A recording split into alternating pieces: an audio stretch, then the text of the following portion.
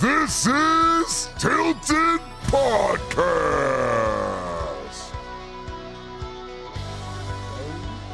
Yo. What's up, dudes? What up? What's up, everybody? It's me, Tyler, Anthony, and Crybaby NJ Brad. You still got the gravity dolphin up. That's awesome. I left it there just because Brad's not around and he's laying tears about his Dolphins. Guys, welcome. This is our good old weekly bean pick'em and a little conversation on college because college football has been great this year. So far, there is some humongous games coming up. And we got some conversations on quarterback swaps, quarterback injuries, and stuff like that we're going to kind of dab into. I'll let Anthony take off on where he wants to lead this horse we got riding. Well, we didn't cover college last week, so we got a few topics that we want to talk about, but we do definitely have let me turn this off here. Yeah, that's my fault, guys. I apologize. I had some internet issues, couldn't get the video uploaded, but we'll talk more about our bean bets and all that from last week. Yeah, we'll definitely we'll cover it all. But I mean, to me, man, like the Notre Dame loss still looms very large. I know it's been 2 weeks. We didn't cover it last week, but that Notre Dame loss is just like shakes the foundation of this whole playoff because they were one of those ones that they were almost I feel like everyone was a lock. I mean, that's such a piss poor schedule. They got past Texas A&M. Obviously, the USC is no slouch at the end, but their schedule made it for like even if they tripped up against a close game against USC, they probably could get in. But with a loss to Northern Illinois, unranked, I think they're done, man. Unranked Northern Illinois, who was 0-14 against ranked teams in their collegiate career and has never been ranked in their collegiate career was the number 25, and they turned around and won again, and now I believe they're number 23 this week. Yeah, and I don't know who they're playing, but I know they're 14-point favorites this week. Yeah, like they are rolling full steam ahead, Northern Illinois. Yeah. Like it's full of tears and all, baby. My question to you, and the question I had last week when we talked about it was, do you see a path where they could potentially still get in this playoff with the loss to Northern Illinois? Let's say they run the table. USC would need to really like throttle some teams and get up there in the rankings. And maybe it was a hiccup game for Notre Dame that they lost. But I mean, even then, I'm sitting here looking at like, I don't know. Like Florida State falling off really hurts them. They don't have any ranked games they do got Louisville, but they're at the bottom end of that ranking. But yeah, they would have needed Florida State to be 3-0 and in the top 10 and USC to stay where they're at, and they would have had a chance. But right now at this point, I don't see them having an opportunity to get in the top 12. I don't really either, man. If I'm being honest with you, I don't. And maybe this is maybe this is a decision maker this year about why they need to be in a conference and not out of a conference. Maybe they join that new Pac-12. So there's a bunch of teams joining the Pac-12 that was decimated and turned into the Pac-2. You have Fresno State joining the conference now because they want a chance at a playoff spot. Yeah, and with that fifth spot being an opening, like independent ain't gonna get you nowhere if you're playing slouches, man. You have too many big schools now playing other big schools because of the conference swaps. So yeah, I'm in your boat. I think they could literally wipe the table and still be number 14. Yeah, I agree. I just don't see them beating USC though at the end of the year. I don't know. We'll see how it goes. I don't either. We'll see. I really like USC. I think their defense is really coming together. The one thing I wanted to pick your brain on is Georgia. Oh, yeah. This has been a great college year, man. Like there are some teams playing some ball. Everybody's like, "Oh, these guys are the best, and nobody's gonna beat them." And then they turn around and win 12-13, like against. Yeah, man, I don't know. I don't even. Carson Beck didn't play terrible. Their run game really was. Yes, he did. Okay, well, If you score statistically, 13 points against Kentucky and you're a Heisman candidate, number one overall pick next year, you played terrible. I don't care statistically, what his stat line yeah, was. yeah, I don't care. 15 for 24, 160 yards. I just, man, No. the Kentucky You're Wildcats supposed to be came a in Heisman there candidate, dude. I don't know. I didn't get to watch the whole game, but at the end of the day, when you get 12 first downs and your opposing team gets 23, you're probably not winning the game. So how Georgia won, I think we talked about it, punting on 4th and 1 in midfield at the end of the game. Oh man, I just will never understand that. You're on midfield. You have a chance to beat the number one team in the country. It's 4th and 1. Now, granted, your defense is playing well, so you're putting money on the defense to hold. But god dang, man, you have a chance to knock off the Bulldogs. Yeah. You don't go for it on 4th and 1. That's crazy. Listen to these stats here, right? Time of possession: Kentucky 35, Georgia 24. Penalties: Georgia had 9 for 85. Kentucky only had 4 for 23. It was 54 plays for Georgia to 73 plays for Kentucky. This was full domination. Full domination. Yeah, dude, what do you got to lose? You're 1-1. You're playing the best team in the nation. You've got them pinned. They're stuck. They're scared. They're freaking out. The sidelines got their helmets off. The fans are crying. Like, you get the first down and the game's over. Yeah, I don't know, man. That's wild to me. It's crazy, man. But like you said, there was a lot of trust. That defense was playing super, super good. But you don't give Mr. Smart a chance. Do what he needs to do. Like, you just don't. Like, you don't give a scared Heisman money, man. A big scared money. That was scared money. Scared money don't make money. There was another game that was a little shaky. Missouri versus Boston College came down to the end there, 27-21. I don't know if you saw any of that game. Being in number. Go ahead. Boston College is gonna be a good team. Yeah, they got Billy O'Brien as an NFL caliber head coach. I mean, obviously he led Deshaun Watson and the Texans to the playoffs when he was in Houston as the head coach. Like, he's no joke, and he's the head coach there in Boston College, and they went and beat. Obviously, Florida State sucks, but they beat Florida State. Yeah, that doesn't surprise me at all, actually, and would not surprise me if at the end of this year we look back and they've beaten a couple highly ranked teams, and they're probably ranked themselves by the end of this thing. Yeah, and I do see that they I just don't. I looked at their schedule. I think they only play Louisville. It's the only ranked team, but I think they can knock out some of these contenders and they still got Syracuse. Pittsburgh is not a soft team. Virginia Tech, but we'll see. Moving along, Archie Manning. I guess if you had the last name Manning, you better be damn good at fucking quarterback. You've got 2 relatives that are Super Bowl winners, Super Bowl MVPs. Like, you got Hall of Famers in both of them. If you have that last name, you better follow the footsteps. I mean, dude came in. I just don't think the job goes back. I think the same thing. 5 touchdowns. He comes in the second quarter, has 5 touchdowns, but one 53-yard running touchdown. Mannings are not supposed to move like that, man. That boy can move. That boy can move. And the name Manning, you're not supposed to move like that, man. And yeah, everyone was on Quinn Ewers for the Heisman this year, and I go, he can't stay healthy. And I thought there was a chance if he missed time, there was a chance that he doesn't get that job back. And I don't know how, if he continues to play the way he's playing, obviously he threw for 4 touchdowns, ran for another one, mustered up almost 300 all-purpose yards in just 2.5 quarters. Like, if he continues to play this way, I'm not too sure how he ever gets the job back. I don't know how you turn the keys back over to Quinn. Yeah, I mean, they play a slouch this week, unfortunately. This is going to be a game where he's going to put up a bunch of numbers, hopefully. And then they turn around again and play MS State.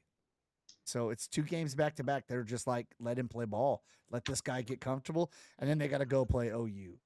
So that will be a game that'll be circled on calendars. If he's still the starting quarterback, I mean, dude, he's got like listen to the games back to back. He's got OU and then he's got Georgia.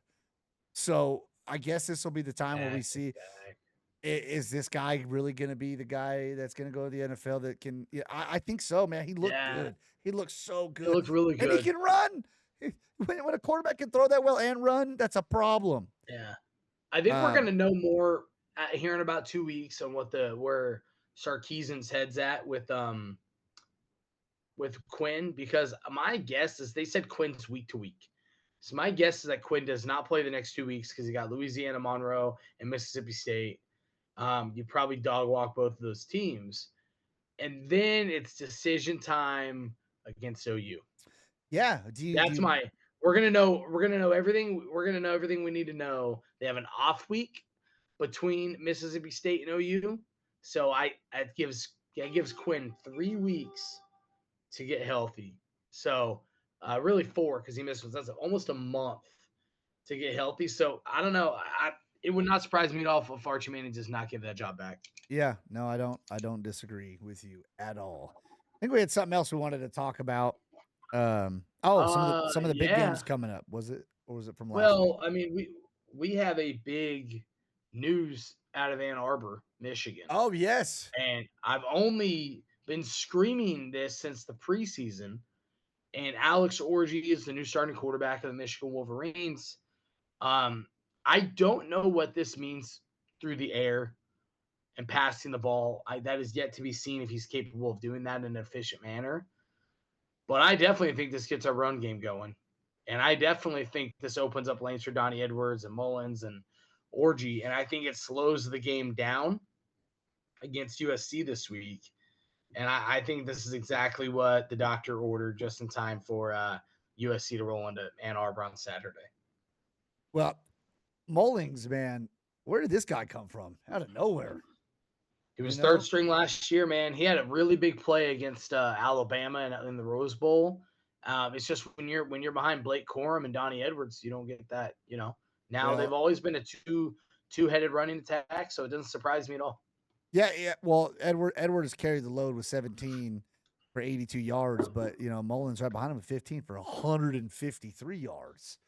The dude was couple big breaks, definitely flying.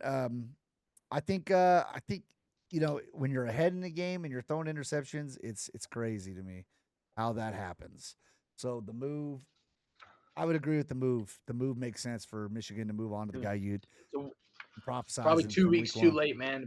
Should have happened week 1, if I'm being honest with you. But we'll see what happens. They're still 2-1. It wasn't an impressive win against Arkansas State last week, but they still have everything they want right in front of them. And if they can get that offense right, we'll see what happens. But in your neck of the woods this week, it's a big game.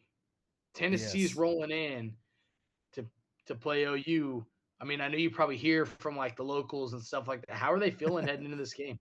It's a scary game, in my opinion. A lot of OU fans, the confidence level plummeted when they played Houston the way they did.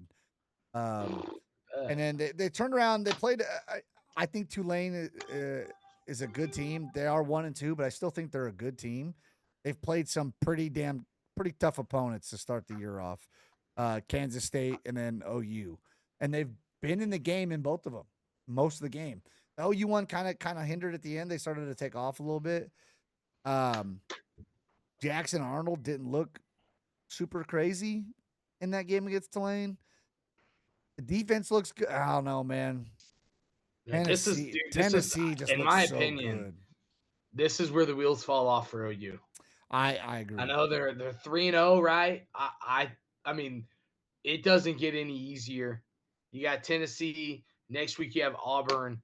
Then you play Texas. You have South Carolina, Ole Miss. Then you play Missouri, Alabama, and LSU to end it. Like, I think they're lucky if they win 3 or 4 more games this year. Yeah, being honest. Yeah. So. But if OU comes in and does their job and holds it, and we could be talking OU being in the playoffs easily. But it's still not. That turns into week to week. with OU because they got multiple big games after this week. It's loaded, man. Um, Tennessee is averaging 63 points a game. Yeah, it's That's insane. outrageous. Outrageous. With their quarterback there, I can never remember his name. Nico, I can never say his last name. Yeah, just call him Nico, man. It's I'm Nico. Maleva or something like that. He's a Yeah. big boy, and he looks Yeah. good. So, falling into that, there's another big game this week: USC versus Michigan. We'll see. It's another. USC looks good, man. I want Michigan to be good, but I think we talked. My big thing about Michigan is their youth. They're young again. They played so well last year because they had a lot of good seniors. They were just stacked and built to win at that moment, and they did it. They got it done. They did what they were supposed to. Jim Harbaugh went off and did his thing. And now he's in the NFL. USC just looks good this year. Yeah. It's gonna be a tough one. I mean, it wouldn't surprise me one way or the other here. USC looks really good. USC looks like they're a level above Michigan right now. Michigan's still in that rebuilding mode. But I do think this is probably the toughest defense UFC has seen so far this year. I think if you could take the air out of the ball with Alex Orji and the running backs we just talked about, and they control the game, everything you talked about when it comes to Kentucky and Georgia, it's like, oh, time of possession, first downs. Like all that can be in Michigan's favor if they can sustain some drives, and that's a tough place to play. So we'll see what happens. And it's a quarterback they haven't seen yet. There's no film really on this guy's quarterback for Michigan. And if that dude can throw the ball at all, they beat him. In my opinion. Right now, they're going to play Wildcat, but if that dude can throw, watch out. But we'll see. Yeah, we got another game. One more we'll talk about before we get to our bean bets. You got OSU versus Utah. This is a decider on the playoff section here. You know, you got teams that can technically contend. I think a lot of people have OSU in the playoffs. You know, they've got 2 weeks back to back where it's gonna be heavy. They got Utah and then they got Kansas State, which both of these teams are ranked right above them. Utah's at number 12, Kansas State's at number 13. So, OSU this is a big game for the Big 12. Like these are leading candidates to win the Big 12. This is a swinging stick, measuring stick game for them. I like Utah in it. I really do. I think they're only 2.5 point favorites. I like them a lot in this one, but this is the big one for the Big 12 for sure. Yeah, it's gonna be a fun one. So let's jump into a little bit of the bean bet standings. Golly, I can't talk. Jesus. On this top little board here, we have the last week wagers. Remember, we all bet. It says $25, but they're beans. We just put the dollar sign just to be fun. Yeah, this is all fake play money, guys. We're not doing anything crazy. We're not professionals. Yeah, we're not. So first 2 weeks of the year were rough for all of us here. We were big time in the red. Last week we were in the green. I led the charge by winning 22.76 beans. Tyler's right behind me at 6.22 and Brad at a 3.64 bean profit for the week. As you can see below us, right below, we're still in the red for the year, but we're looking to crawl ourselves out of there. We've invested 75 beans and we're currently down. So we're reinvesting 25 jelly beans per week. Yes. Onto this, and we're going to try to crawl ourselves out of that red and hopefully into the green this week. You want to go back and maybe show them what resulted in some of these green ones? Yeah. So these are going to be we had a couple bets per group here, and right here I had a 10-legger. The red's going to be for me, Tyler. The blue is going to be the Michigan Anthony, and then the orange is going to be for all Brad. Oh, Brad. Got a little banging on the door back there, huh? Yeah, I just texted my wife. It's probably Brad. Me and my guess, it's one of my kids. I went with the strong 10-legger here, and it was humongo favorites. I think the lowest favorite was 9.5 points. So most of them were straight money line, and it hit. This is correct. Sorry, I was looking at it wrong. So we squeaked it on in there. Anthony had a pretty nice little 2-legger. I like it. With the Michigan money line, Alabama to cover that 15.5 there. Yeah, Brad, trying to steady build, man. Get me out of this jelly bean hole I'm in, and try to pick something. LSU definitely scared me. With that overtime game against was it South Carolina, something like that. So, yeah, I bet 5 beans on that one and won 17.65. And on the 2-legger, I got. I thought that was kind of a no-brainer there. I was super I shocked at agree. that spread for Alabama. So I definitely took the 15.5 and the Michigan money line there for 15 to double my money or double my beans to 30. And then Brad with a straight up bet on Miami minus 36.5, which they dog walked him by like 40 or 50 points. So I he really won a little bit too. I think Brad's a closet Miami fan. Yeah, you think? Roots for Alabama, but he's Miami everywhere else. I think deep down he wants to be a Hurricane fan. I agree. So, yeah, go back to the standings real quick. Yeah, so for anybody that's following this bottom piece here is where we're at for the year. Where we were definitely worse last week, so we're scraping we've come a little up. bit. We've come up. Yes, as we get towards the end of September, we got 2 more weeks in September. The goal is to be big in the green before the end of the year, and we're gonna get there one bite at a time. So every week we reinvest $25. Beans. So 25 beanie dollars. Okay. Yeah, and the goal is to get up and be in the green so you can wager more than 25 beans. Yeah, you can do a $50 2-leg if you want to and really start showing some of those profits. For me, this is just a really unique way of doing some studying and potentially putting things together and then maybe explore a world in sports gambling at some point. But for right now, this is just for fun. This is just to see what works when it comes to some of the research and different things that we're doing. So we're obviously down, but it's still very early in the year. So like I express to everybody every time, do not gamble, you will lose. It's all, if you're gonna gamble at your own risk. Have fun doing it and don't gamble your house away because it ain't worth it. Don't gamble more than you can lose. Yes, there you go. Don't gamble rent money away like Raider fans. Yeah. Yeah, you like that video I sent you? Yes. Don't gamble more than you can afford to lose. So let's go to Brad's bet for the week, and then we'll go to Brad's. We'll knock him out so we can get through this. Brad's being a little scaredy pants, and very super safe guy. Super safe guy this week. I'm not sure how safe though. That Boston College one looks a little funky. So who are they playing? Do you know? I gotta go look, but it's only a half a point. Yeah, look for me. So he's basically picking. No, that's a half a point. He teased this down. So this is a teaser bet. So basically, what this is some gambling apps will allow you to tease the score down. So I think Miami was around a 17.5 point favorite, 16.5 point favorite. He got it down to 10.5. Obviously, he loses odds on his bet. So it's just down to plus 100, which is basically even money. So he wagered all 25 of his beans on this 2-legger here. He got Miami Hurricanes to cover 10.5 and Boston College, essentially to win against who? Michigan State Spartan. They're 3-0. Okay. All right, Bradley. All right, Mahaffey. I see you there, buddy. Yeah. Yeah, interesting. He did make a little smart-ass comment to me this morning. He goes, hey, if I don't have a chance to get my bet in, just give me Alabama and the under. I was like, oh, okay, or Alabama and the under. And they don't play this week. Because that's pretty safe. They're going to hit the under. They don't play this week. Well, I'll jump into mine real quick.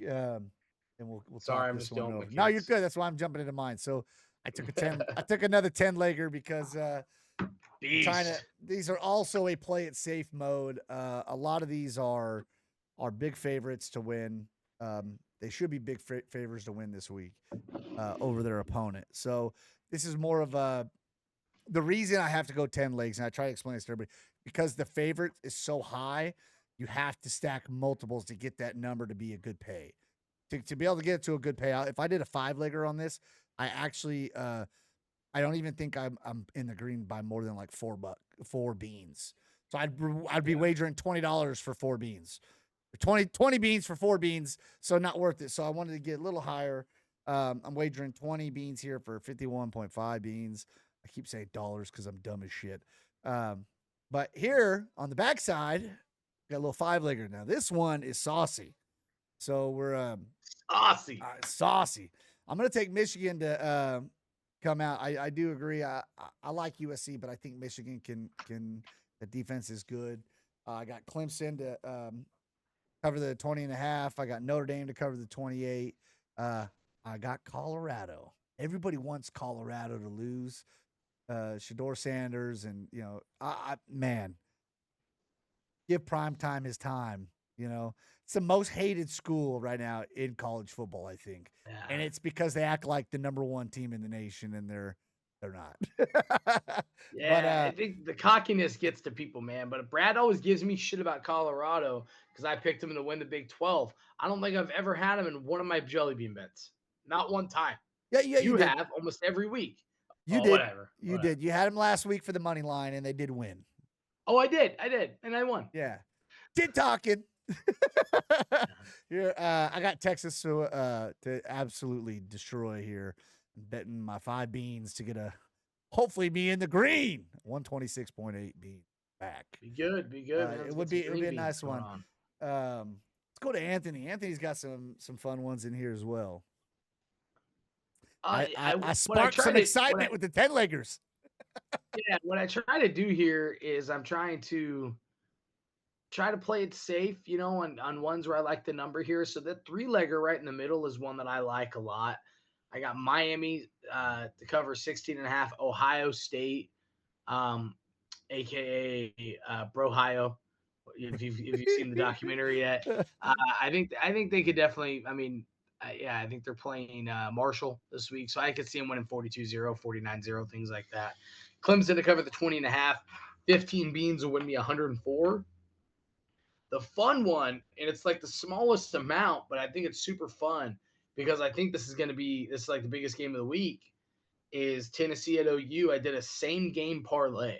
So I put 5 beans on Nico, the quarterback for Tennessee, to throw for more than 1 touchdown. So he needs to throw for 2 touchdowns. Jackson Arnold to also throw for 2 touchdowns, and the points to be over 57.5. I like that one. That's a pretty good. Tennessee's averaging 63 points a game. Like, I think OU's going to put up 20 or 30. I think they put up 34 or 40, whatever it is, and I think that hits. And then I definitely am Tyler inspired here with a 2-legger or a 10-legger. But mine is a little bit more spicy than his is, because if I would have bet 10 or you bet 20 on yours at 150, I'm betting 5 when it's 77. I sprinkled in a little bit of the spread. I told you I like Utah, and I like Tar Heels to dog walk. So everybody else is pretty heavy favorites. Got Syracuse money line, Nebraska money line, LSU money line, Iowa money line, the Gamecocks money line, Missouri, Clemson, and Duke all money line. So 5 beans to win 77 there. So I really like the 10-leggers are always just like a dart throw. I really like both of those other parlays I put together. If I was potentially betting more than beans, I would be excited about both of those legs. So yeah, I do agree. We'll see what happens. I'm gonna quote the old Pat McAfee. It's the only place I can say I'm mayor of Cocktown. So Mayor of Cocktown. I don't know if you saw. I don't know if you saw him. That guy is one of my favorite people to watch. He, just his attitude and his change to college it's just bringing in the good. I know there's a lot of hate on that guy for some reason, but man, because they're just so used to the same old dudes on game day, right? Oh, they're just used to like old whites. Just whatever. But old Pat McAfee holding a big old cock. He's saying I'm mayor of Cocktown. A lot of cocks right here.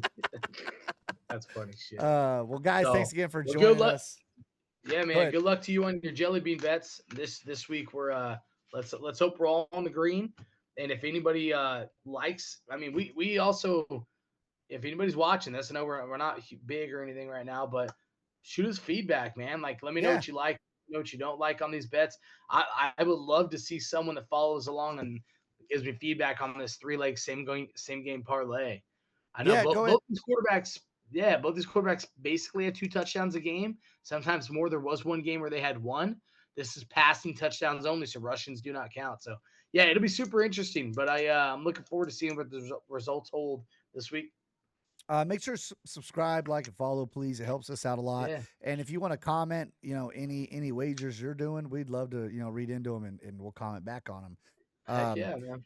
I'm going to go ahead and get us out of here. There's a couple social medias you guys can follow if you want. They'll be in this following exit video for us. And thanks for tagging along. Just check out our videos. Do some football too.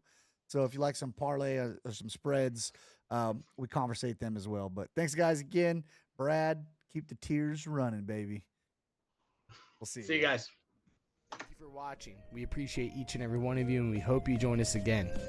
If you could, please give us a like, subscribe, or follow at any of these social medias right here. And if you have any questions or concerns or something you want to discuss, please send us an email at tiltedpodcast24@gmail.com. Thanks, and have a great day.